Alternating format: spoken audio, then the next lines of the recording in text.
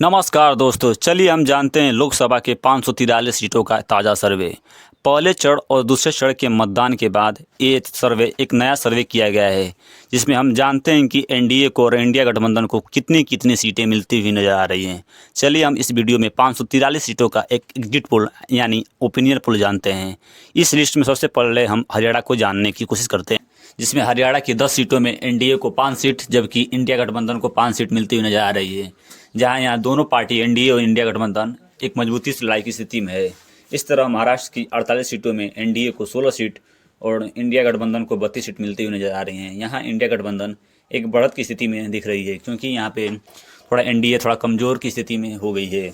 इस तरह से अब अगला स्टेट जो आपके स्क्रीन पर दिखाया जा रहा है, जो है अगला स्टेट राजस्थान। राजस्थान की 25 सीटों में एनडीए को 15 सीट जबकि इंडिया गठबंधन को 10 सीट मिलती हुई नजर आ रही हैं। और उत्तर प्रदेश की 80 सीटों में एनडीए को 40 सीट और इंडिया गठबंधन को 40 सीट मिलती हुई नजर आ रही है। इस तरह से यहाँ इंडिया गठबंधन मजबूती की स्थिति में है, क्योंकि यहाँ पर अखिलेश यादव एक बहुत मजबूती से लड़ रहे हैं चुनाव।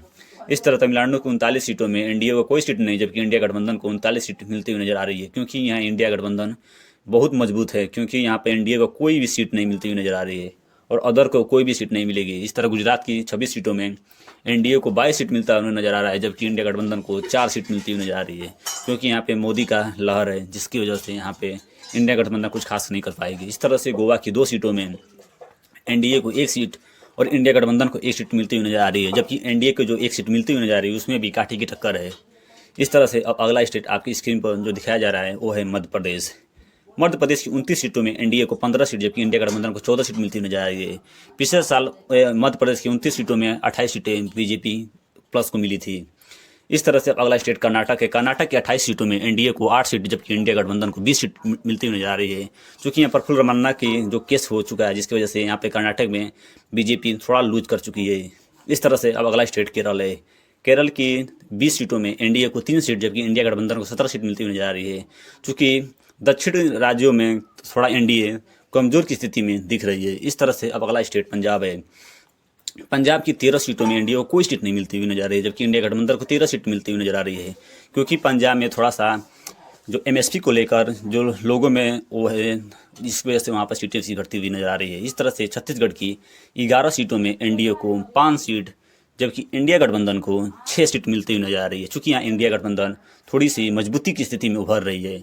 इस तरह से तेलंगाना की 17 सीटों में एनडीए को 7 सीट जबकि इंडिया गठबंधन को 10 सीट मिलती हुई नजर आ रही है, चूँकि यहाँ इंडिया थोड़ा सा लूज कंडीशन में स्थिति दिख रही है, क्योंकि दक्षिण राज्यों में थोड़ा सा एनडीए की स्थिति धीरे धीरे नाजुक होती जा रही है।